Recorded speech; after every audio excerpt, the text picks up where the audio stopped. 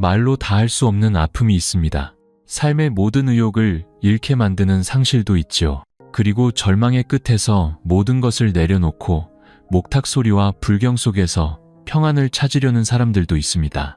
오늘의 이야기는 한때 사랑했고 꿈꿨고 희망에 부풀었던 한 여자에 대한 것입니다. 하지만 그녀는 결혼을 약속했던 바로 그 남자에게 무참히 버림받았습니다. 그 충격으로 그녀는 길었던 머리를 잘라내고 속세의 삶을 등졌습니다. 부처님의 문턱을 넘어 거친 운명의 폭풍우 속에서 잠시 쉬어갈 안식처를 찾았던 것이죠. 하지만 운명은 그녀를 놓아주지 않았습니다. 어느 천도제가 열리던 날, 그녀는 그 옛날 자신의 심장을 산산조각 냈던 그 남자와 우연히 마주치게 됩니다. 그는 지금 부처님 앞에 경건하게 서 있었습니다. 그녀는 숨이 멎을 듯 놀랐고 그는 당황했습니다. 두 사람 모두 오랜 세월 동안 감히 마주하지 못했던 비밀을 마음속에 품고 있었습니다.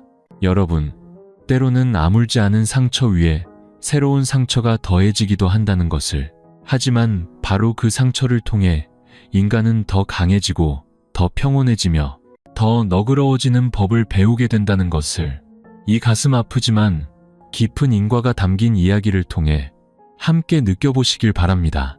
파혼당한 그녀, 절로 들어가 스님이 되었지만 기막힌 상황 속에서 전남편과 재회하다. 7월의 경주는 사흘 밤낮으로 비가 그치지 않았습니다. 비는 정해사의 기와지붕을 하얗게 적셨고 관음보살상 발치의 푸른 잔디 하나하나를 차갑게 물들였습니다. 자욱한 물안개 속에서 갈색 승복을 입은 자그마한 그림자가 낡은 대나무 빗자루를 들고 쏟아지는 비를 맞으며 묵묵히 절마당을 쓸고 있었습니다. 그녀는 혜원스님, 3년 전만 해도 서연이라는 이름으로 집안의 자랑이자 동네 총각들의 선망의 대상이었던 여인이었습니다.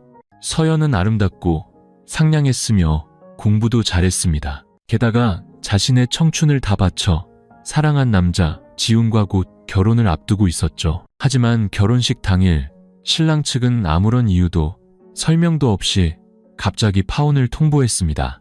그의 어머니에게서 온 차가운 전화 한 통이 전부였습니다.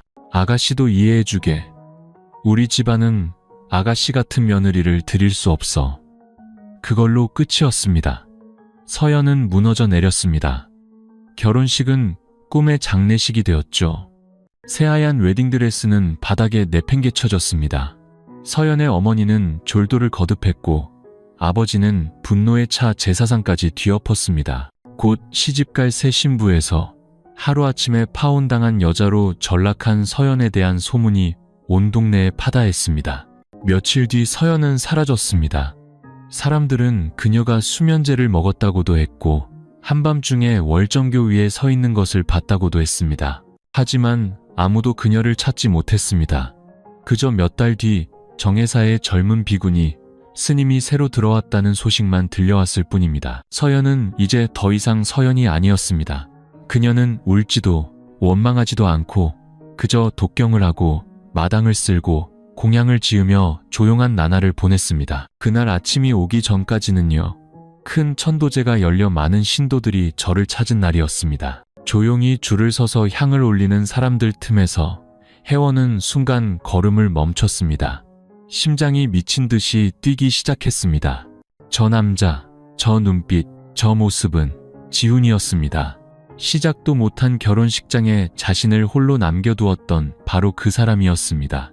그녀는 황급히 몸을 돌렸지만 이미 늦었습니다. 지훈이 그녀를 본 것이죠. 그의 눈빛에는 놀라는 기색이 전혀 없었습니다. 대웅전 안의 공기는 순식간에 무겁게 가라앉았고 짙은 향내만이 고요한 목탁 소리에 섞여 울려 퍼졌습니다. 혜원은 불단의 꽃 공양을 올리며 손이 떨리지 않게 안간힘을 썼지만 목이 메오고 가슴이 조여와 숨쉬기조차 힘들었습니다. 지훈은 부처님 앞에 두 손을 모으고 고개를 살짝 숙인 채 누구에게도 아무런 빚이 없는 사람처럼 평온한 얼굴로 서 있었습니다. 처마 밑으로 불어온 바람에 그녀의 승복 자락이 살며시 흔들렸지만 방금 스쳐 지나간 그의 눈빛만큼 그녀의 마음을 뒤흔들지는 못했습니다. 한때 그녀의 모든 것이었던 그 눈빛이 이제는 길에서 마주친 사람처럼 낯설게만 느껴졌습니다. 지난 3년간 서연, 아니 지금의 혜원은 있는 법을 연습하고 내려놓는 법을 배웠습니다. 모든 것을 스쳐가는 바람처럼 여기자고 수없이 다짐했습니다. 그런데 어째서일까요? 지훈의 눈길 한 번에 모든 것이 되살아나다니 너무나도 선명해서 가슴이 아릴 정도였습니다. 그녀는 등을 돌려 서둘러 법당 뒤편으로 향했습니다.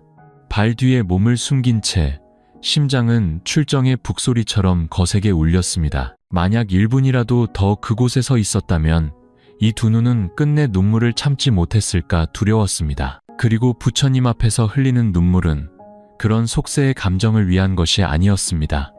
밖에서는 지훈이 여전히 조용히 서 있었습니다. 그는 그녀가 자신을 알아봤다는 것을 알았고 자신에게 그녀에게 다가가 인사할 자격이 없다는 것도 알았습니다. 그는 한때 서연의 전부였고 그녀가 미래를 통째로 믿고 맡겼던 남자였습니다. 그런데 하룻밤 사이에 그는 세상에서 가장 잔인한 사람이 되어버렸습니다.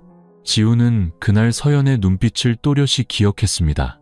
맑고 어리둥절하다가 이내의 유리처럼 산산조각 나던 그 눈빛을. 그는 신부를 데리러 가지 않았고 연락 한 통 남기지 않았으며 단 한 번도 돌아보지 않았습니다. 그는 그녀가 모든 치욕과 수군거림을, 어쩌면 평생 아물지 않을 마음의 상처를 홀로 감당하게 내버려 두었습니다. 그리고 이제 그녀는 더 이상 서연이 아니었습니다.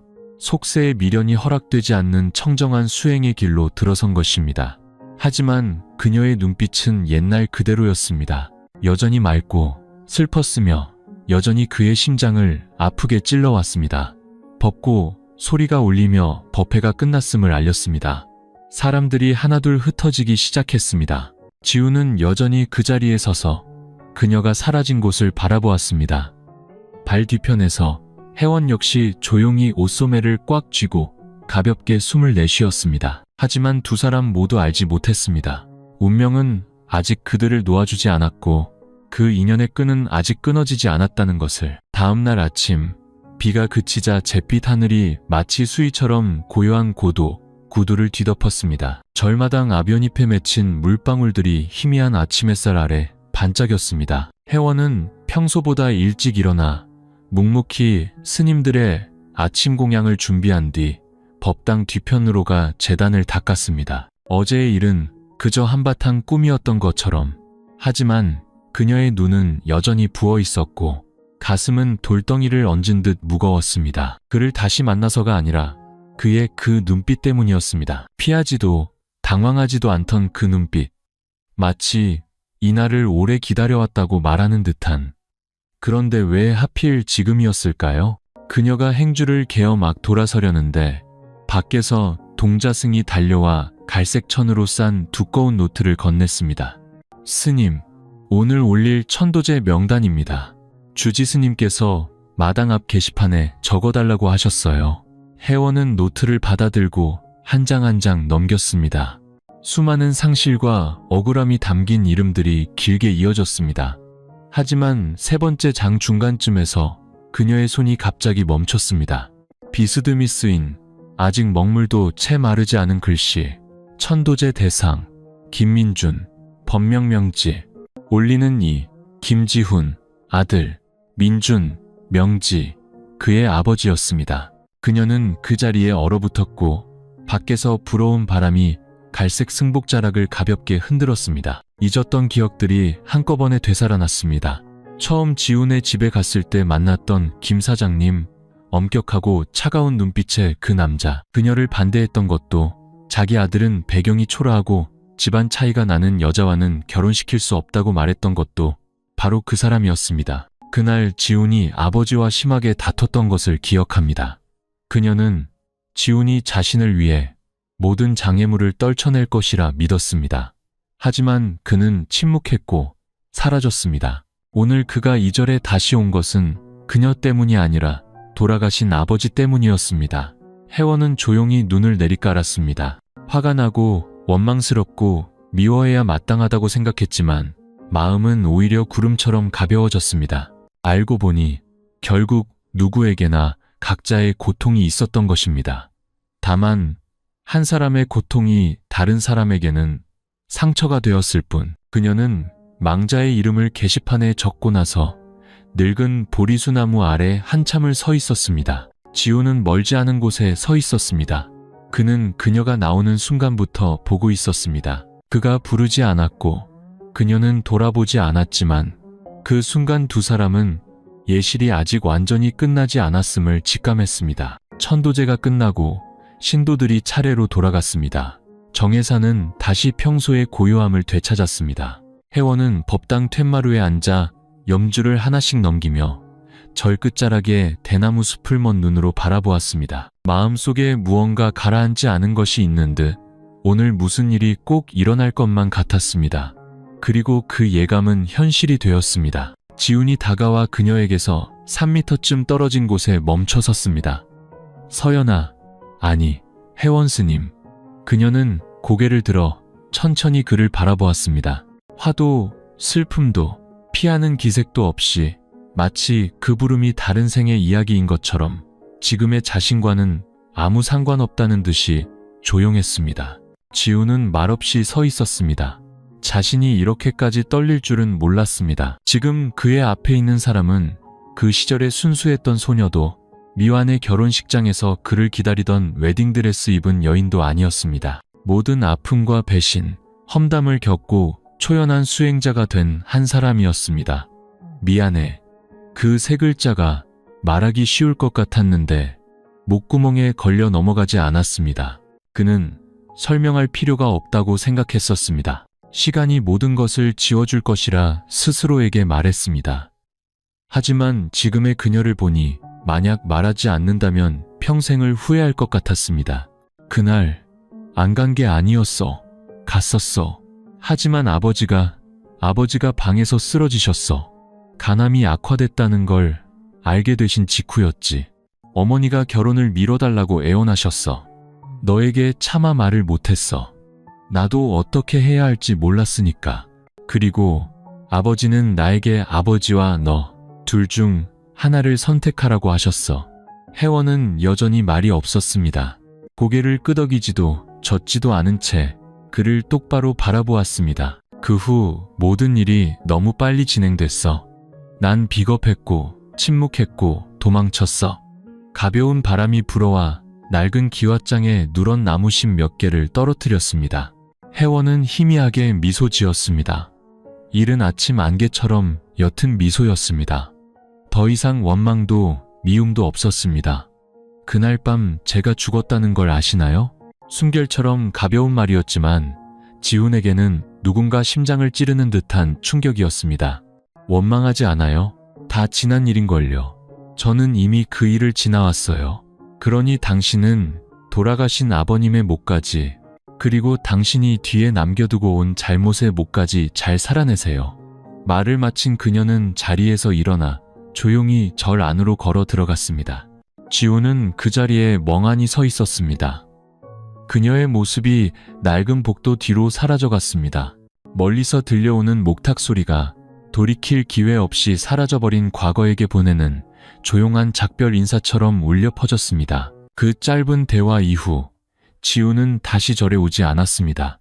혜원은 묻지도 기대하지도 않았습니다. 어떤 만남은 비록 마음에 미련이 남고 하고 싶은 말이 다하지 못했더라도 그저 낡은 문 하나를 닫기 위해 존재하는 것임을 알았기 때문입니다. 그들 사이에서 해야 할 말은 이미 했고 침묵해야 할 것은 시간이 흘려보낼 것이었습니다. 그런데 사흘 뒤 절 뒷뜰을 쓸고 있던 그녀는 편지 한 통을 받았습니다. 하얀 봉투에 담긴 편지에는 보내는 사람의 이름 없이 구석에 작은 글씨만 적혀 있었습니다. 내 청춘의 일부였던 사람에게. 그녀의 손이 가늘게 떨렸습니다. 그녀는 돌계단에 앉아 마치 기억의 한 조각이라도 찢어질까 두려운 듯 조심스러운 손길로 편지를 열었습니다. 서연아, 만약 네가 이 글을 읽고 있다면 그건 내가 다시 네 앞에 설 용기가 없다는 뜻이야. 용서를 바라는 것도 다시 시작할 기회를 찾는 것도 아니야. 그저 말하고 싶었어. 내가 널 그리워한다고. 옛 연인으로서가 아니라 내가 잃어버린 내 삶의 한 부분으로서. 지난 3년간 난 죄책감 속에서 살았어. 출근하고 퇴근하고 하얀 한복을 입은 사람을 보면 네 생각이 났어.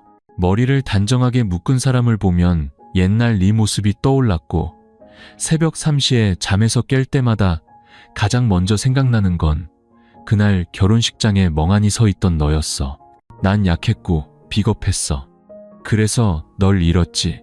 하지만 만약 다음 생이 있다면 모든 상처가 생기기 전에 널 만나 온전히 사랑하고 싶어. 너는 이제 혜원 스님인데 내가 감히 네 마음을 더럽힐 수는 없겠지. 그저 너에 대한 작은 기억 하나만 간직할게. 내 마음이 황폐해질 때 기댈 수 있는 마지막 안식처로. 지훈. 편지는 비스듬한 글씨체로 끝났고 마지막 부분은 먹이 번져 있었습니다. 급하게 썼거나 아니면 눈물 때문이었을 겁니다. 혜원은 편지를 접었습니다. 울지 않았습니다. 그녀는 그저 아주 오랫동안 절 뒤편 보리수나무 아래 앉아 있었습니다. 예전에 글을 읽기 위해 몇 시간씩 앉아 있던 바로 그곳에서 이제 그녀는 기억하지 않기 위해 마음을 다잡으려 그곳에 앉아 있었습니다. 그녀는 알았기 때문입니다. 인생에서 어떤 사람은 함께 걷기 위해서가 아니라 남겨두기 위해 존재한다는 것을. 그리고 지훈은 영원히 그런 사람이었습니다.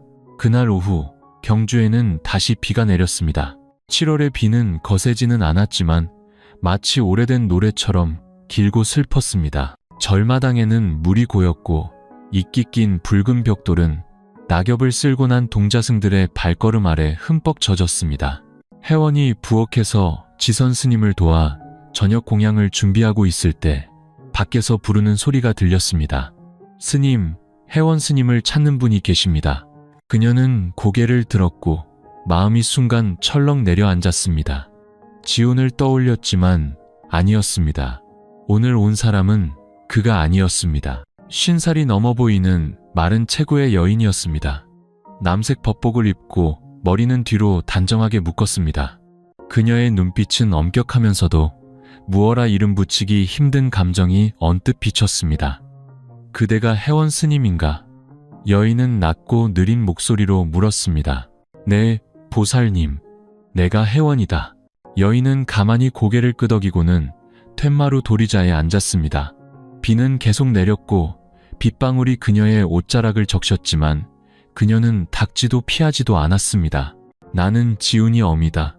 그녀가 단도직입적으로 말했습니다. 혜원의 심장이 쿵 내려앉았습니다. 눈앞의 여인은 그 옛날 전화로 아들을 놓아달라고 차갑게 말했던 바로 그 사람이었습니다.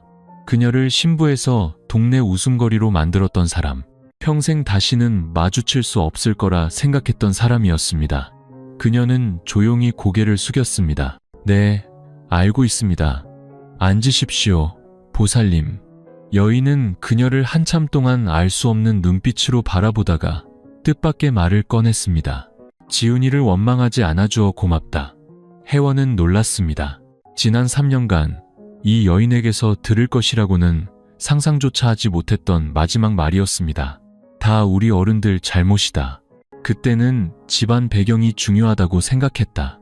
그래서 그 애를 압박했고 애 아비가 쓰러지자 더 옥죄었지. 단호하게 끊어내라고 변명할 기회조차 주지 않았어. 지금 생각해보니 내가 틀렸다. 그녀는 말을 멈추고 길게 숨을 내쉬었습니다. 다시 돌아와 달라고 온 것이 아니다. 스님이 이제 수행자라는 것을 안다. 그저 한 번은 보고 미안하다고 말하고 싶었을 뿐이다.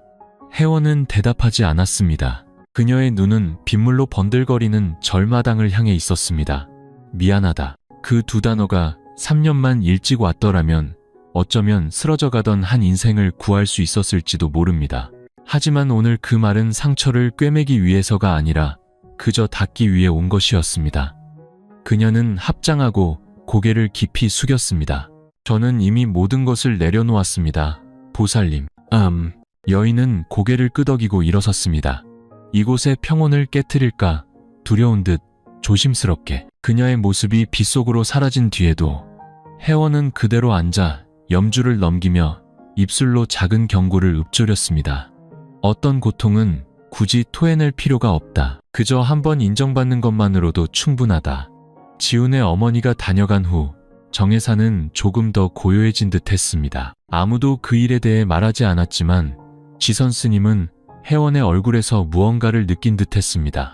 여전히 웃고 꾸준히 일했지만 그녀의 눈은 젊은 쪽을 바라볼 때면 종종 멍해졌습니다. 매일 아침 그녀는 여전히 새벽 4시에 일어나 마당을 쓸고 독경을 하고 불을 지펴 가난한 이들을 위한 자선죽을 끓였습니다. 수행자의 삶은 일이 끊이지 않았지만 그녀는 처음 절에 왔을 때보다 마음이 더 공허하게 느껴졌습니다. 그녀는 출가 생활에 적응하던 첫 달, 눈물이 마르도록 울었던 그 보리수나무 아래 앉았습니다. 이제 그녀는 울지 않았습니다. 그저 이름 없는 수백 개의 질문을 안고 조용히 앉아 있을 뿐이었습니다. 지훈을 다시 만나 마음이 흔들린 걸까?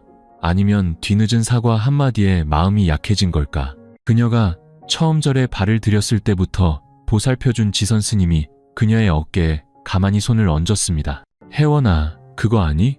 수행자는 고통을 두려워하지 않는단다. 다만 그 끝에 이르기도 전에 서둘러 포기하는 것을 두려워할 뿐이지. 그녀는 조용히 고개를 숙였습니다. 다 잊었다고 생각했는데 제 마음이 아직 온전히 평안하지 않은 것 같습니다. 그렇다면 스스로에게 물어보아야지. 네가 절에 온 것이 그 사람을 잊기 위함이더냐? 아니면 고통 없이 사랑하는 법을 배우기 위함이더냐? 혜원은 정신이 번쩍 들었습니다. 그 말은 바람처럼 가볍게 스쳤지만 그녀 마음 가장 깊은 곳에 떨어졌습니다. 그렇구나. 나는 멀리 피하는 것을 내려놓음과 동일시했던 게 아닐까? 외면하면 끝이라고 생각했지만 사람의 마음이 어찌 등불처럼 쉽게 꺼질 수 있겠는가. 그날 오후 뒤뜰에서 채소를 씻고 있을 때 한 아이가 달려와 그녀의 손에 작은 편지 봉투를 쥐어주었습니다. 스님, 저 아저씨가 스님께 전해달래요. 그녀가 열어보니 4번 접힌 작은 종이 쪽지에 단 한 줄이 적혀 있었습니다. 한동안 멀리 떠나 있을게. 하지만 인연이 있다면 다시 만날 거라 믿어. 서명도 주소도 없었지만 누구인지 알 수 있었습니다. 그녀는 쪽지를 든 채 멍하니 서 있었습니다. 마음이 가벼워진 건지 허탈한 건지 알 수 없었습니다. 그녀는 쪽지를 접어 승복 주머니에 넣었습니다. 불태우지도 방 안에 보관하지도 않았습니다. 그녀는 그것을 끝나지 않았지만 더 이상 진행되지도 않는 인연의 쉼표처럼 몸에 지니고 다녔습니다. 정혜사 서쪽 복도 끝 작은 방에서 혜원은 관세음보살상이 놓인 불단을 정성껏 닦고 있었습니다. 곧 추석이라 해가 빨리 졌습니다. 긴 대나무 그림자가 낡은 벽에 드리워져 바람결에 흔들렸습니다. 그녀는 왜 요즘 들어 마음이 이토록 흔들리는지 알 수 없었습니다. 지우는 떠났고 절에 누구도 그를 언급하지 않았으며 그녀 자신도 입에 올리지 않았습니다. 하지만 매일 아침잠에서 깨면 그녀의 시선은 무의식적으로 절문을 향했습니다.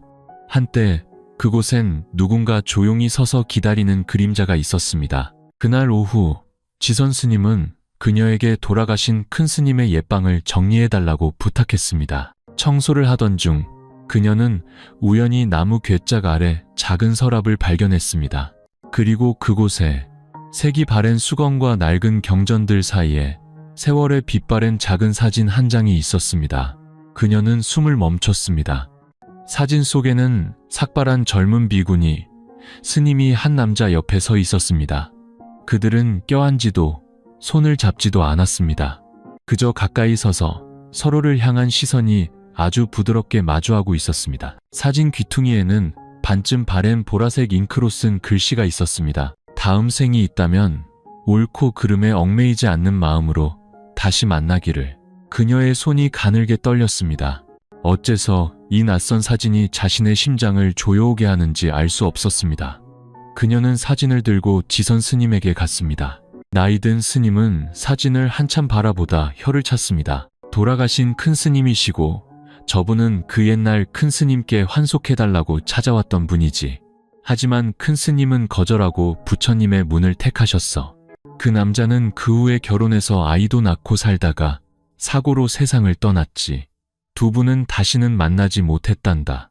혜원은 말이 없었습니다. 그 이야기는 마치 그녀 자신을 비추는 거울 같았습니다. 다만 차이가 있다면 그녀는 지금 갈림길에 서 있고 그 옛날 큰 스님은 단호하게 한 길을 택했다는 것이었습니다. 그날 밤 독경을 마친 후 그녀는 대웅전에 홀로 앉았습니다. 불상 앞 촛불이 흔들리며 점지만 말 못할 번뇌로 지쳐 보이는 그녀의 얼굴을 비추었습니다. 그녀는 며칠 전 지훈이 보낸 쪽지를 승복 주머니에서 꺼내 다시 읽었습니다.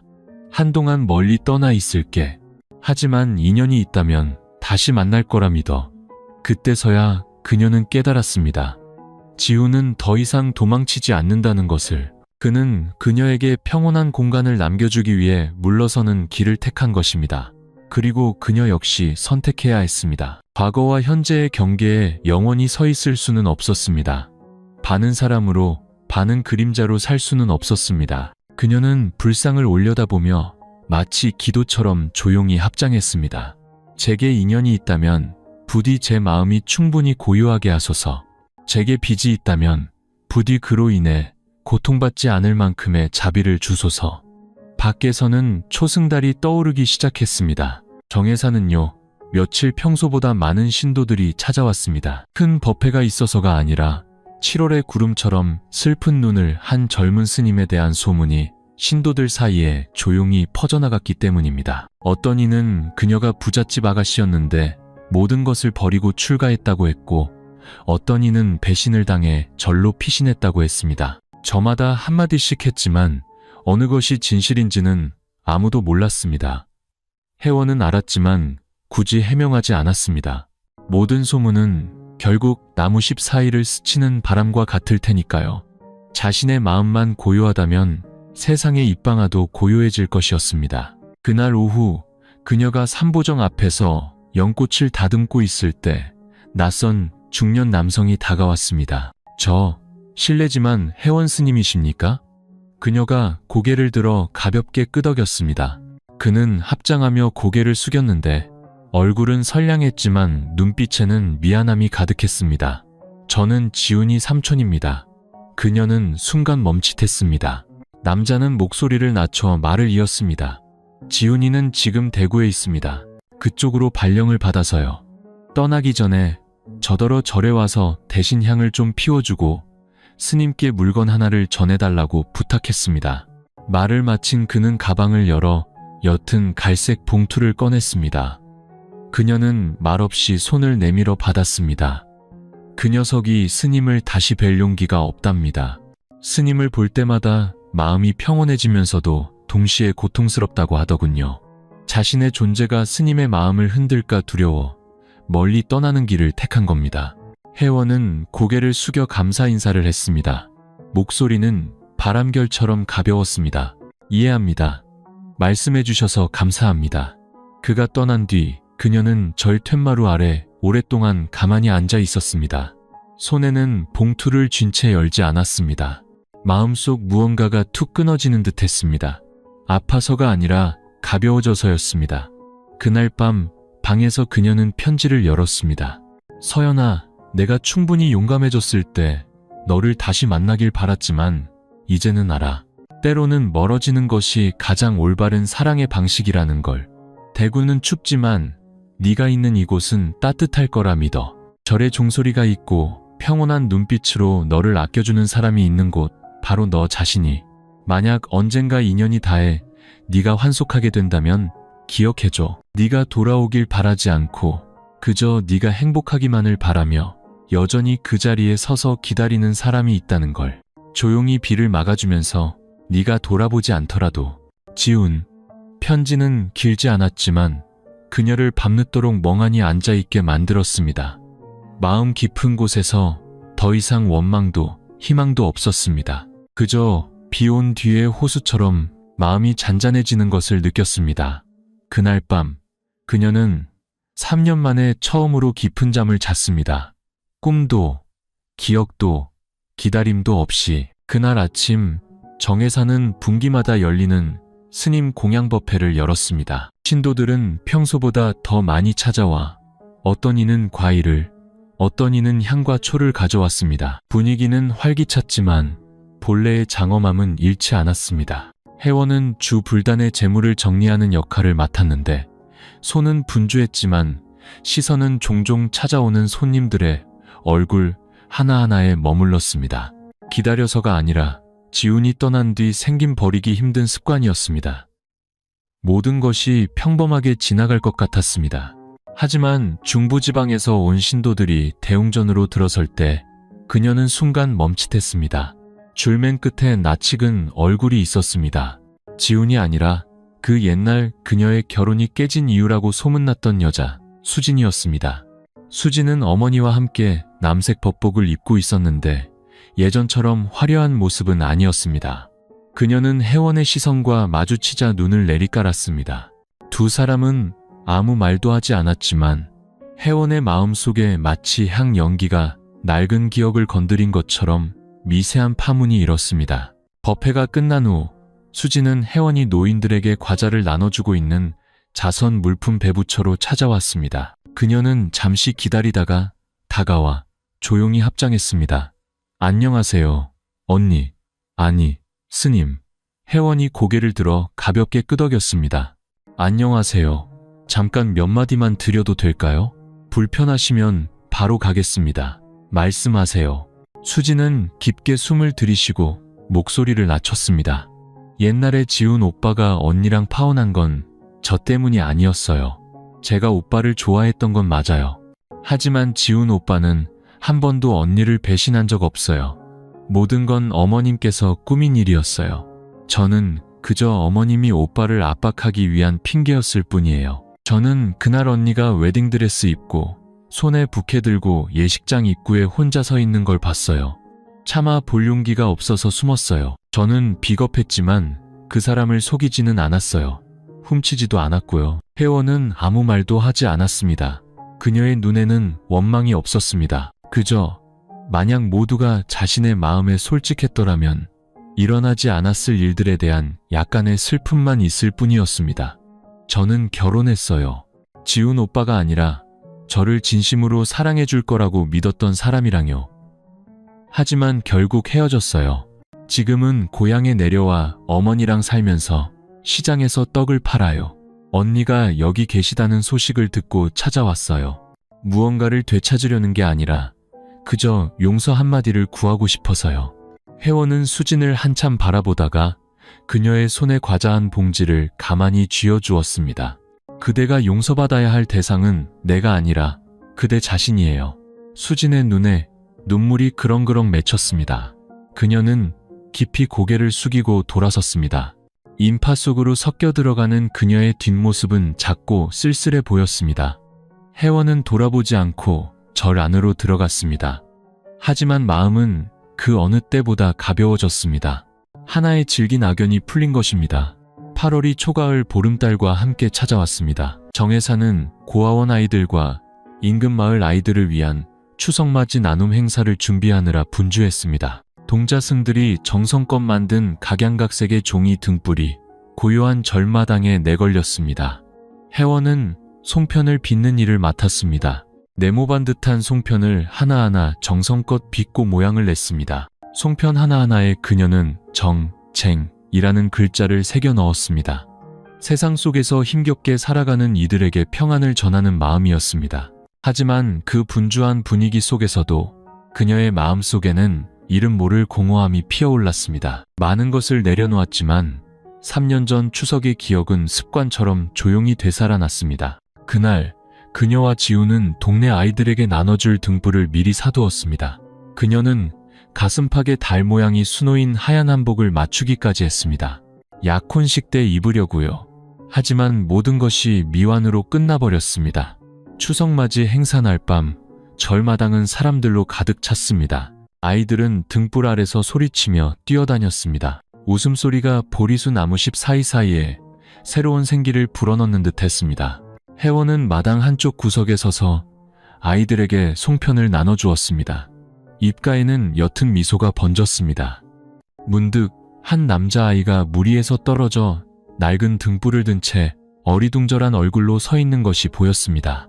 그녀는 다가가 곁에 앉았습니다. 얘야, 왜 친구들이랑 같이 놀지 않니? 아이는 고개를 숙이며 작은 목소리로 말했습니다. 엄마를 잃어버렸어요.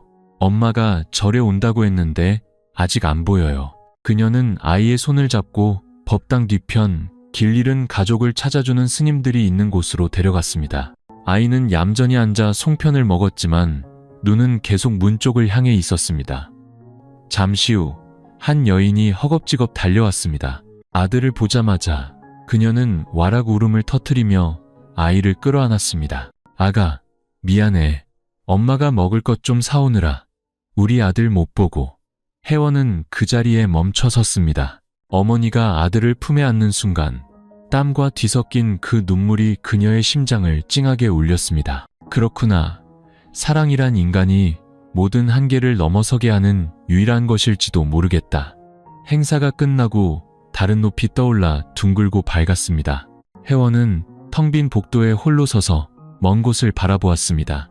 그곳엔 그녀가 돌아오기를 기다리는 사람도 없었지만 그녀가 앞으로 나아가는 것을 막는 사람도 없었습니다. 그녀는 아주 작게 속삭였습니다. 또 한 번의 달이 떴는데 나는 이미 달라졌구나. 대나무 숲에서 불어온 바람이 시원하게 스쳐 지나갔습니다. 바람은 짙은 향내와 함께 아직 이름 붙이지 못한 상념들도 실어왔습니다. 지훈이 경주를 떠난 지 거의 2달이 지났습니다. 혜원은 그에게서 더 이상 아무 소식도 듣지 못했고 기대하지도 않았습니다. 그녀에게 지훈은 자신이 따라갈 수는 없지만 늘 평안을 빌어주는 삶의 다른 길로 떠난 사람이었습니다. 그날 아침 부엌 뒤에서 빨래를 널고 있을 때 동자승이 큰 소리로 외쳤습니다. 혜원 스님, 편지 왔습니다. 그녀는 놀랐습니다. 전화와 SNS 시대의 편지는 이제 드문 것이었으니까요. 동자승에게서 봉투를 건네받았을 때 겉면에 쓰인 익숙한 필체를 보고 심장이 가볍게 뛰었습니다. 정혜사 혜원 스님께. 그녀는 편지를 들고 방으로 돌아와 약간 떨리는 손으로 열었습니다. 서연아, 나는 지금 대구에 살아. 아침엔 안개가 자욱하고 낮은 햇살이 부드럽고 밤은 살을 내는 듯이 추운 곳이야.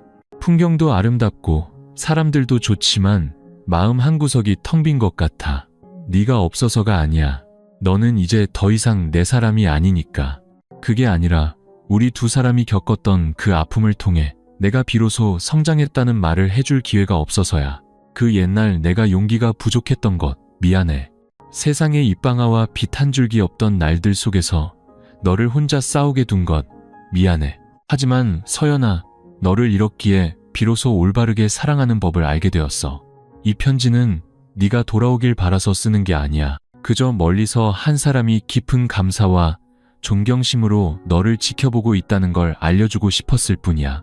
만약 언젠가 네가 누군가를 위해서가 아니라 바로 너 자신을 위해 절문을 나서게 된다면 기억해줘. 세상에는 네가 돌아보지 않더라도 뒤에서 조용히 비를 막아주겠다고 맹세한 사람이 있다는 걸.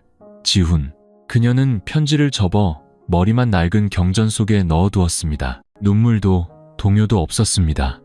그저 오랫동안 먼지가 쌓였던 절 구석에 비치는 마지막 햇살 같은 무언가가 느껴질 뿐이었습니다.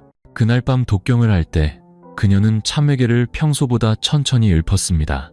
마치 과거에게 미련도 집착도 없는 가벼운 작별 인사를 건네는 것처럼. 10월, 경주는 추워지기 시작했습니다. 아침부터 저녁까지 끈질긴 비가 내렸고 이끼 낀 기와지붕과 폭풍우 뒤에 고요를 지키려 애쓰는 사람의 마음을 흠뻑 적셨습니다. 주지 스님이 혜원을 방으로 불러 편지 한 통을 건넸습니다.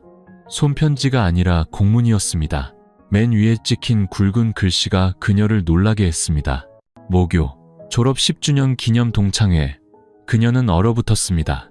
고등학교, 그녀가 우등생이었고 도대표로 대회에 나갔으며 청춘의 가장 아름다운 시절을 보냈던 곳, 그리고 지훈을 처음 만나 모든 것이 시작되었던 곳이었습니다. 그녀가 주지 스님을 바라보자 스님은 온화하게 미소 지었습니다. 다녀오너라. 과거를 되찾기 위해서가 아니라 네가 그 과거로부터 얼마나 멀리 걸어왔는지를 깨닫기 위해서. 사흘 뒤 혜원은 강가의 작은 도시에 있는 시외버스 터미널에 내렸습니다. 비는 여전히 가늘게 내렸고 옛 학교는 그대로 그곳에 있었습니다. 낡고 조용했지만 오랫동안 만지지 않은 기억의 한 편처럼 따뜻했습니다. 그녀는 갈색 승복 대신 단정한 남색 생활 한복을 입었습니다. 머리는 여전히 짧았지만 초연한 얼굴은 누구든 잠시 멈춰서서 바라보게 만들었습니다. 옛 친구들은 놀라거나 눈시울을 붉혔지만 아무도 그녀에게 왜 절에 들어갔는지 묻지 않았습니다. 더 알 필요가 없었습니다. 그녀의 존재 자체가 이미 충분한 대답이었으니까요. 그날 동창회의 지우는 오지 않았습니다. 그녀도 예상했지만 마음 한구석이 언뜻 허전해지는 것은 어쩔 수 없었습니다. 어쨌든 이곳은 두 사람이 함께 책상에 앉고 손편지를 쓰고 수업이 끝날 때마다 몰래 서로를 쳐다보던 곳이었으니까요. 모임이 끝나고 그녀는 홀로 운동장을 거닐었습니다. 책걸상은 낡았고 교정의 플라타너스는 더 굵어져 있었습니다. 하지만 그녀의 발걸음을 멈추게 한 것은 각자 한마디씩 남길 수 있는 졸업생 방명록이었습니다. 그녀는 펜을 들고 한참을 서 있다가 글을 썼습니다. 평생 함께하지 못하지만 헤어질 때마다 나를 성장시키는 인연이 있습니다. 누군가의 과거였다는 것 또한 영광이었습니다. 혜원. 그녀는 펜을 내려놓았습니다. 오랫동안 꽉 조여있던 실 한 가닥을 풀어낸 듯 마음이 가벼워졌습니다. 절로 돌아오는 버스에서 그녀는 창가에 앉아 염주를 가만히 쥐었습니다. 밖에는 여전히 비가 내렸지만 마음속에는 이미 해가 떠 있었습니다. 모교에 다녀온 후 혜원은 그 어느 때보다 고요한 마음으로 정회사로 돌아왔습니다. 마주해야 할 것은 마주했고 내려놓아야 할 것은 내려놓았습니다. 매일 아침 그녀는 여전히 일찍 일어나 독경을 하고 마당을 쓸고 자선죽을 끓였습니다. 하지만 그녀의 눈빛은 더 이상 예전처럼 아련하지 않았습니다. 바람이 멎은 뒤에 호수처럼 평온해져 있었습니다. 그러던 어느 비 오는 오후 절에 또다시 낯선 손님이 찾아왔습니다. 그 사람은 긴 외투를 입고 삿갓을 쓴 채 툇마루 아래 몸을 숨기고 서 있었습니다. 흩날리는 비에 얼굴이 반쯤 가려져 있었습니다. 동자승이 비를 피해 안으로 들어오라고 권했지만 그 사람은 그저 고개를 저으며 깊은 눈으로 절마당을 바라볼 뿐이었습니다. 혜원은 불단에 연꽃을 올리다가 문득 뒤를 돌아보고는 그 자리에 굳어버렸습니다. 지훈이었습니다. 그는 더 말랐고 피부는 검게 탔으며 눈은 더 깊어졌지만 눈빛만은 변하지 않았습니다. 한때 그녀가 평생의 평안을 꿈꾸게 했던 바로 그 눈빛이었습니다. 그들은 마당 하나를 사이에 두고 서 있었습니다. 그들 사이에 내리는 비는 아직 끝나지 않은 인연의 얇은 장막 같았습니다. 그녀는 다가가지 않았고 그는 들어오지 않았습니다. 오직 눈빛만이 말보다 더 고요하게 오갔습니다. 마침내 고개를 먼저 숙인 것은 지훈이었습니다. 그는 외투 주머니에서 갈색 종이로 싼 작은 꾸러미를 꺼내 근처 돌탁자 위에 올려놓고 가볍게 합장했습니다. 무엇을 구하러 온 것이 아닙니다. 그저 이곳을 지나다가 문득 당신을 한번 보고 싶어졌습니다. 그녀는 여전히 말이 없었습니다. 그가 말을 이었습니다. 당신이 이미 아주 멀리 갔다는 것을 압니다. 나는 여전히 그날의 갈림길에 서 있는 사람이고요. 방해하지 않겠습니다. 다만 이 선물은 필요 없으시면 버리시고 간직하신다 해도 그저 부드러운 작별 인사 정도로만 여겨주십시오. 말을 마친 그는 그녀의 대답을 기다리지 않고 돌아섰습니다. 그의 모습이 젊은 뒤로 사라진 후에야 그녀는 다가가 작은 꾸러미를 열었습니다. 안에는 침향나무로 만든 염주 한 줄이 들어있었습니다. 몇몇 아른달아 있는 것으로 보아 그의 손을 여러 해 거친 듯 했습니다. 함께 들어있는 작은 쪽지에는 이렇게 쓰여 있었습니다. 내려놓음으로써 사랑하는 법을 가르쳐준 사람에게. 지훈. 그녀는 눈을 감고 손 안의 염주를 가만히 쥐었습니다. 모든 이별이 고통만을 남기는 것은 아니다. 어떤 헤어짐은 사람이 담담하게 앞으로 나아가도록 가르쳐주기 위해 존재한다. 그날 밤 그녀는 그 염주를 들고 독경을 했습니다. 목탁 소리 하나하나가 한때 미완이었던 인연에 대한 마지막 응답처럼 느리고 맑게 울려 퍼졌습니다. 11월 정혜사는 늦은 안주에 들어갔습니다. 올해는 윤달이 끼어 각지에서 온 스님들이 3개월간 계율 속에서 정진 수행에 들어갔습니다. 절 안의 분위기는 더 가라앉고 고요해졌으며 외부인에게는 더 굳게 닫혔습니다.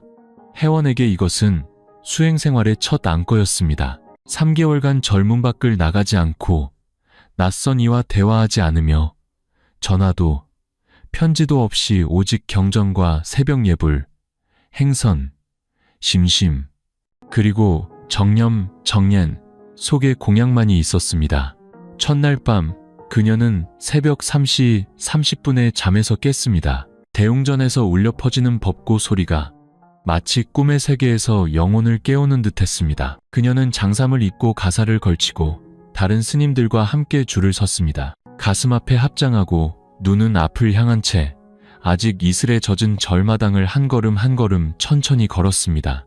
그 순간 그녀의 마음은 놀랍도록 평온했습니다. 더 이상 지운도, 편지도, 선물도 그녀의 마음을 흔드는 어떤 눈빛도 없었습니다. 오직 온전한 자신의 두 발로 자신이 선택한 길 위를 걷고 있는 그녀 자신만이 있을 뿐이었습니다. 3주가 흘렀습니다. 매일이 똑같았습니다.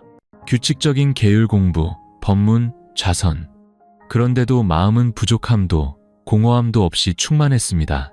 어느 날은 비가 억수같이 쏟아지고 절 지붕 위로 번개가 내리쳤습니다.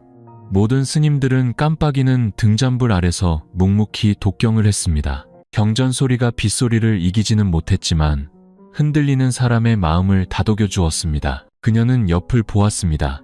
지선 스님이 눈을 감고 합장한 채 입술로 한 글자 한 글자 경문을 읊고 있었습니다. 저분 역시 남편을 잃고 자식을 잃는 상실을 겪은 뒤에야 부처님의 문을 찾았습니다. 하지만 지금은 누가 보아도 그저 평온한 한 사람일 뿐이었습니다. 그녀는 속으로 생각했습니다. 사람은 고통을 지워버릴 필요 없이 그저 그것과 함께 살아가는 법을 배웠을 때 비로소 진정으로 강해지는구나. 안껏 첫 달이 끝날 무렵 맡은 구역인 절의 서고를 정리하던 혜원은 낡은 노트 한 권을 발견했습니다. 그것은 선대 스님들의 수행 일지였습니다. 그녀는 한 장 한 장 넘겨보았습니다.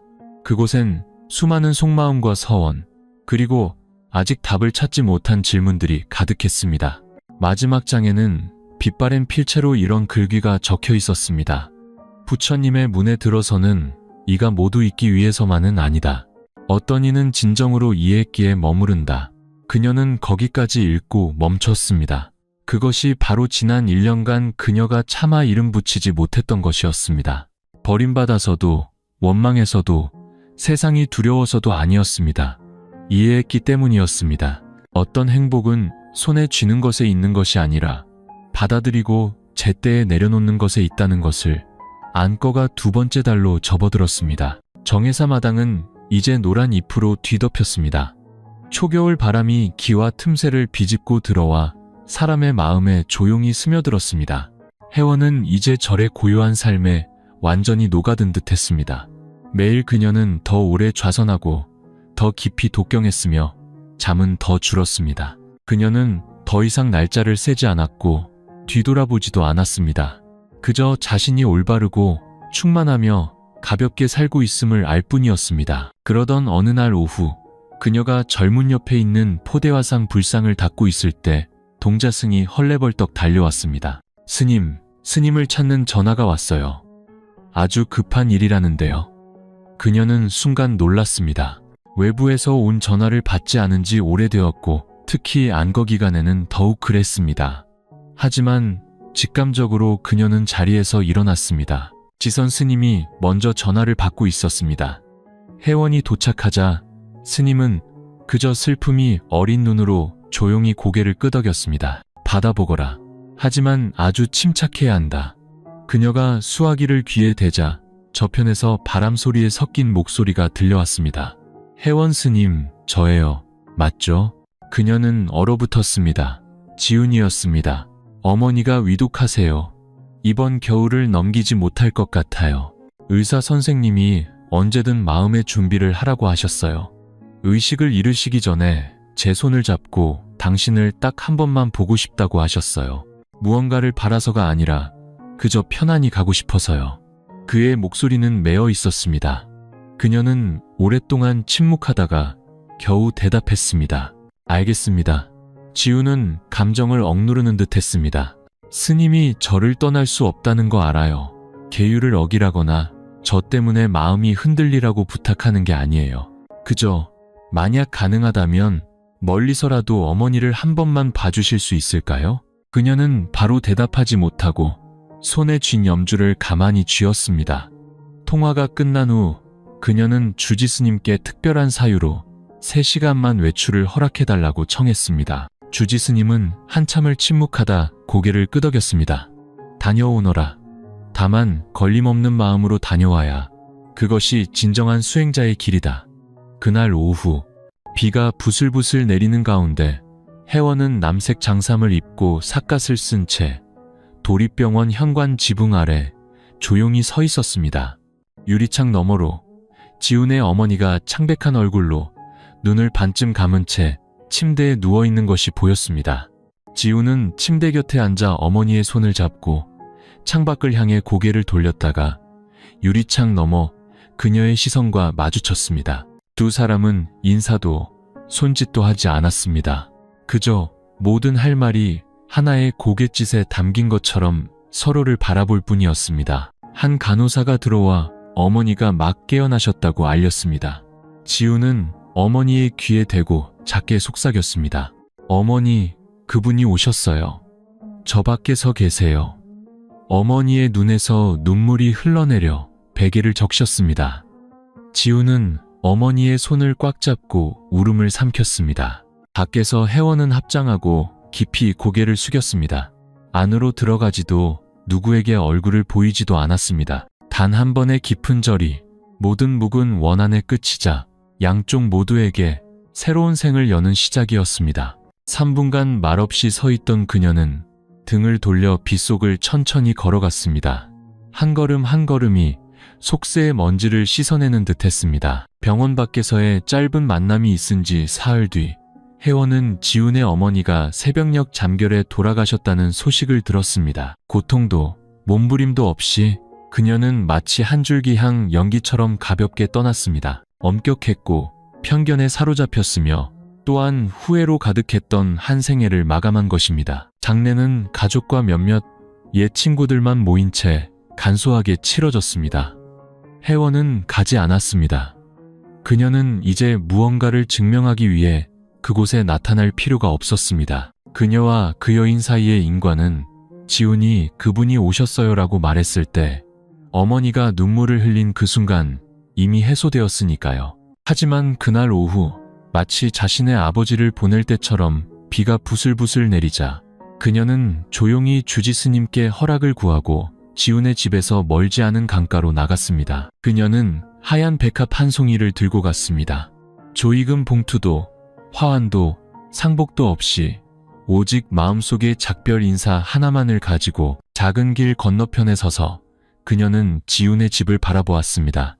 안방에서 들려오는 독경 소리가 느리고 규칙적으로 울려 퍼졌습니다. 그녀는 가까이 다가가지 않고 그저 말없이 서서 눈을 감고 합장했습니다. 그녀는 처음 지훈의 어머니를 만났을 때 그 날카로운 눈빛과 우리 집 며느리 될 자격 없어라던 차가운 말을 떠올렸습니다. 그녀는 이제 자식을 너무 사랑한 나머지 이기적이었고 너무 걱정한 나머지 잔인했으며 모든 것이 너무 늦었을 때 후회했던 한 어머니를 연민했습니다. 그녀는 어머니가 지훈이 늦게 돌아올 때마다 서서 기다리곤 했던 문 앞 느티나무 아래 백합 한 송이를 가만히 내려놓았습니다. 이름도 흔적도 남기지 않은 채. 그리고 그녀는 떠났습니다. 걸음은 굳건했고 바람이 남색 장삼자락을 가볍게 날렸으며 비는 여전히 어깨를 적셨습니다. 그날 밤 저녁 예불이 끝난 후 그녀는 대웅전에 홀로 앉았습니다. 지훈이 선물한 침향 염주가 그녀의 손안에 고요히 놓여 있었습니다. 염주를 넘기지 않고 그저 닫혀버린 한 시절의 기념품처럼 쥐고만 있었습니다. 그때 동자승이 달려와 작은 쪽지를 건넸습니다.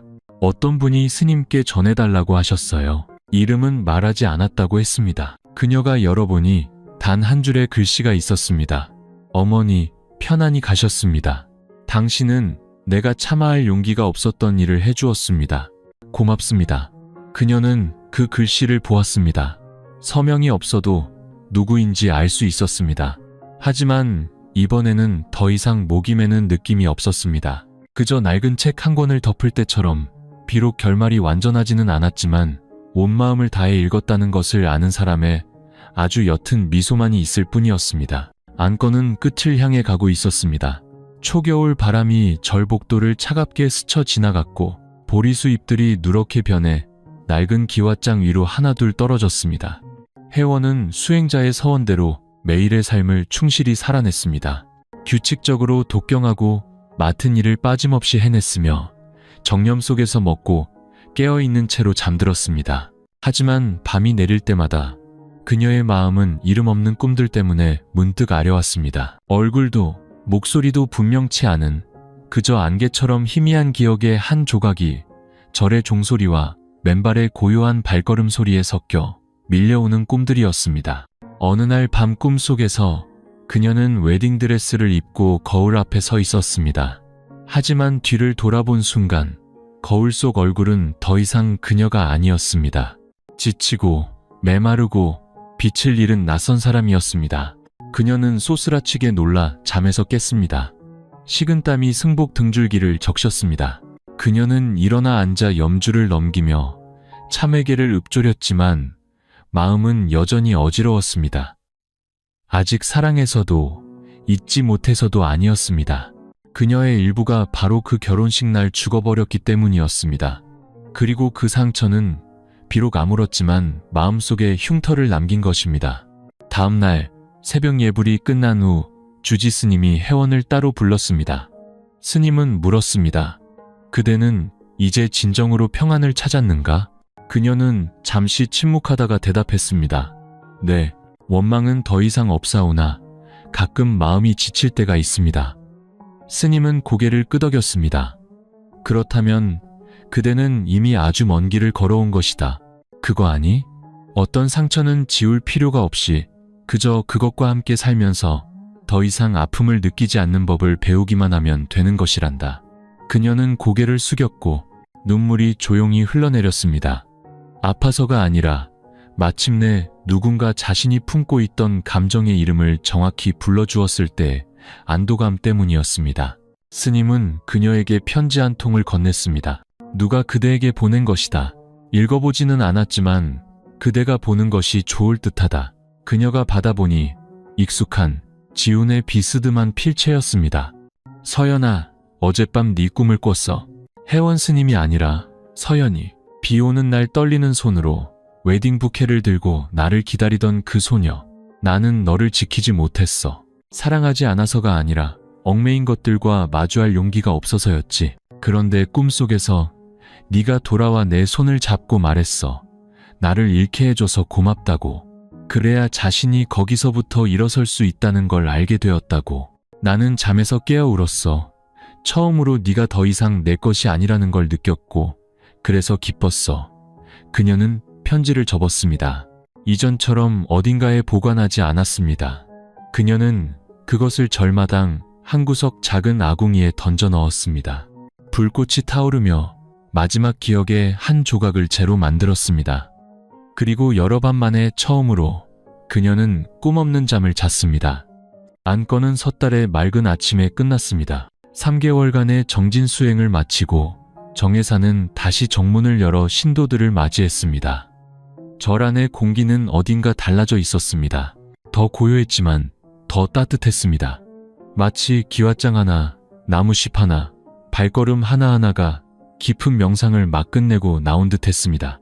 혜원은 낡은 고무신을 신고 대나무 빗자루를 든 채 절마당으로 나섰습니다. 오늘 아침 그녀는 자원에서 마당을 다시 쓸고 마른 잎을 치우기로 했습니다. 며칠 전 잎을 다 떨군 보리수 가지에는 이제 막 돋아나는 수많은 연두빛 새순들이 보였습니다. 그녀는 몸을 숙여 기왓장 틈새에서 솟아나는 새싹 하나를 가만히 만져보았습니다. 부드럽고 여리지만 강인했습니다. 그녀는 미소 지었습니다. 때로는 평온이 과거를 잊는 것에서 오는 것이 아니라 과거를 자신을 키워준 토양의 일부로 받아들이는 것에서 온다는 것을. 그날 정오, 절의 서고를 정리하던 중 그녀는 툇마루에 앉아 불교 설화집을 열심히 읽고 있는 한 여자아이를 우연히 보았습니다. 8살쯤 되어 보이는 아이는 낡은 티셔츠를 입고 손발은 흙투성이었지만 눈은 빛났고 얼굴은 천진난만했습니다. 그녀는 다가가 물었습니다. 얘야, 어디서 왔니? 네, 할머니 따라 절에 왔어요. 할머니는 문 밖에 계시고 저는 책 빌려 읽으려고 들어왔어요. 그녀는 아이 옆에 조용히 앉았습니다. 책 읽는 걸 좋아하니? 네, 옛날 이야기요. 근데 우리 집은 가난해서 책 살 돈이 없어요. 저는 착한 사람은 복 받고 나쁜 사람은 벌 받는 이야기가 좋아요. 그래야 공평하잖아요. 혜원은 아이를 보며 마음이 이상하게 따뜻해지는 것을 느꼈습니다. 그녀는 10살 때의 자신을 떠올렸습니다. 운동장 구석에 웅크리고 앉아 낡은 동화책을 읽던 시절. 그때 그녀에게는 아무것도 없었습니다. 오직 상상력과 어딘가에서는 선한 끝이 항상 보호받을 것이라는 막연한 믿음뿐이었습니다. 그녀는 일어나 책장에서 가장 예쁜 책 한 권을 꺼내 정성껏 포장한 뒤 아이에게 건넸습니다. 선물이야. 하지만 아껴보고 다른 사람들도 함께 읽을 수 있게 나눠줘야 한다. 알겠지? 네, 스님, 정말 고맙습니다. 아이는 책을 품에 안고 달려갔습니다. 작은 뒷모습이 문 쪽으로 사라졌습니다. 혜원은 그 모습을 바라보며 서 있었습니다. 마음이 구름처럼 가벼웠습니다. 그날 밤 그녀는 수행일지에 짧은 한 줄을 적었습니다. 오늘 나는 한 아이의 영혼에 평온의 씨앗 하나를 심었다. 설법도 훈계도 없이 그저 제철에 떨어지는 나무잎처럼 살고 나누어주는 것으로. 섣달 금음, 경주는 추워졌고 갑자기 쏟아지다. 금세 그치는 가랑비가 축축하고 고요한 분위기를 남겼습니다. 정혜사는 설맞이 준비를 시작했습니다. 스님들은 제단을 닦고 마당 주변에 매화와 복숭아꽃으로 장식했으며 불전에는 오색 과일을 올렸습니다. 혜원은 말하지 않았지만 이번이 절에서 맞는 두 번째 설이었습니다. 작년에는 아직 이름 붙이지 못한 공허함으로 가득 차 있었습니다. 하지만 올해 그녀는 마음이 한결 가벼워졌습니다. 비록 가끔 지붕을 바라보며 바람처럼 삶에 들어왔다 떠나간 사람들을 떠올릴 때도 있었지만요. 섣달 27일 오후 그녀가 대웅전 앞마당을 쓸고 있을 때 동자승이 또 숨을 헐떡이며 달려왔습니다. 스님, 문 밖에서 누가 찾아요. 지훈이 형이요. 그녀의 손이 멈칫했습니다. 바람이 갑자기 더 차갑게 느껴졌습니다. 잠시 망설이다가 그녀는 고개를 끄덕였습니다. 지훈은 절문 밖에 서 있었습니다. 아무것도 들고 오지 않은 채 바람막이만 걸치고 맨손이었습니다. 얼굴은 햇볕에 그을렸지만 눈빛은 아주 맑았습니다. 그녀는 문 밖으로 완전히 나가지 않고 문 안쪽에 서 있었습니다. 그들 사이에는 반쯤 닫힌 문의 간격이 있었습니다. 그는 그녀를 오랫동안 바라보다가 조용히 말했습니다. 강원도로 출장 가게 됐어. 떠나기 전에 마지막으로 한번 보고 싶었어. 그녀는 허락의 의미로 가볍게 고개를 끄덕였습니다. 그가 말을 이었습니다. 사랑한다고 말하러 온 것도 무언가를 부탁하러 온 것도 아니야. 그저 네가 일러준 대로 솔직하고 평온하게 그리고 잃어버린 것들에 감사하며 잘 살고 있다고 알려주고 싶었어. 난 이제 어머니를 원망하지도 운명을 탓하지도 나 자신을 책망하지도 않아. 왜냐하면 결국 그날이 없었다면 오늘의 나도 없었을 테니까. 그녀는 그를 바라보았습니다. 더 이상 아프지도 밉지도 않았습니다. 그저 고요했습니다. 그가 웃었지만 눈가는 붉었습니다. 잘 지내? 네, 잘 지내요. 혹시 만약 그의 모든 것이 달랐더라면 어땠을까 생각해 본 적 있어? 그녀는 조용히 고개를 저었습니다. 만약 그 애가 달랐더라면 저는 제가 누구인지 아직 몰랐을 거예요. 그 말에 지우는 멈칫했습니다. 그는 천천히 고개를 끄덕이고는 주머니에서 작은 봉투를 꺼냈습니다. 절에 작은 성의를 표하고 싶어. 이름은 적지 않았어. 어머니 대신 올리는 공양이라고 생각해줘. 그녀는 그것을 받아들고 고개를 숙여 감사를 표했습니다. 그들은 다시 한번 말없이 서로를 바라보다가 지훈이 돌아섰습니다. 뒤돌아보지 않았습니다. 혜원 역시 그의 뒷모습을 보지 않았습니다. 그녀는 그저 그 자리에 서 있었습니다. 손에는 여전히 대나무 빗자루를 든 채 바람이 쇠문을 살짝 밀어 철컥하는 아주 작은 소리를 냈습니다. 하지만 그녀에게 그것은 과거의 문이 마침내 완전히 닫히는 소리였습니다. 그날 밤 그녀는 평소보다 더 오래 대웅전에 앉아 있었습니다. 불상 앞에서 그녀는 조용히 기도했습니다. 저는 폭풍우를 지나 평온 속에서 고요히 서 있는 법을 배웠나이다. 설날 아침 정회사는 종소리와 예불을 드리러 온 사람들의 발걸음으로 활기찼습니다. 향 연기가 막 새순을 틔운 보리수가지 사이로 옅게 피어올라 절 마당에 평온하고 맑은 새 옷을 입힌 듯 했습니다. 회원은 남색 장삼을 입고 꽃 쟁반을 든 채 대웅전으로 향했습니다. 한 걸음 한 걸음이 느리고 굳건했습니다. 마치 자신의 마음 한가운데를 걷는 것처럼 더 이상 길을 잃지도 방황하지도 않았습니다. 새해 첫 독경이 끝난 후 지선 스님이 다가와 곁에 앉으며 부드럽게 말했습니다. 새해가 되었구나. 올해는 어떤 서원을 세울 생각이니? 회원은 미소 지었습니다. 큰 서원은 없습니다. 그저 고요한 마음을 지키고 먼 길을 걸어갈 수 있기만을 바랄 뿐입니다. 지선 스님은 고개를 끄덕이고는 그녀의 손에 새로운 염주 한 줄을 쥐어주었습니다. 주지 스님께서 그대에게 맡기라고 하셨다. 올해부터 그대가 처음 절을 찾는 이들과 행자들을 지도하는 역할을 맡게 되었다. 마음이 내키느냐? 회원은 순간 놀랐습니다. 그녀는 염주를 보고 이내 불단을 향해 시선을 돌렸습니다. 아침 햇살이 불상의 옅은 금빛을 들이우고 있었습니다. 그녀는 조용히 고개를 끄덕였습니다. 네, 기꺼이 하겠습니다. 일주일 뒤 절에는 수행 체험을 하러 온 두 사람이 새로 들어왔습니다. 갓 졸업한 남학생과 많은 아픔을 겪은 듯한 눈빛의 마른 체구의 젊은 여인이었습니다. 회원은 그들과 텐마루에 함께 앉아 가장 기본적인 것들, 즉 장삼 입는 법, 호칭, 걷는 법, 정념 속에서 먹는 법 등을 가르쳤습니다. 젊은 여인이 그녀를 오랫동안 바라보다가 물었습니다. 스님, 출가하시기 전에 많이 아프셨나요?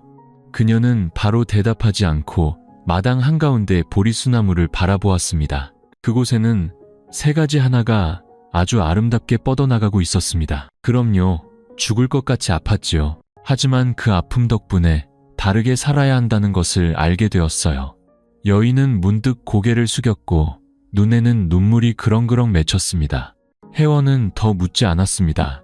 그녀는 그저 누군가 자신이 처음 절 문에 들어섰던 그 시절 자신의 어깨를 두드려 주었듯이 여인의 어깨를 가만히 두드려 주었습니다. 그날 밤 그녀는 수행일지에 이렇게 기록했습니다. 나는 폭풍우가 완전히 멎기를 기도하지 않는다. 다만 바람이 불 때 내 마음 한 구석이 흔들리지 않기를 바랄 뿐이다.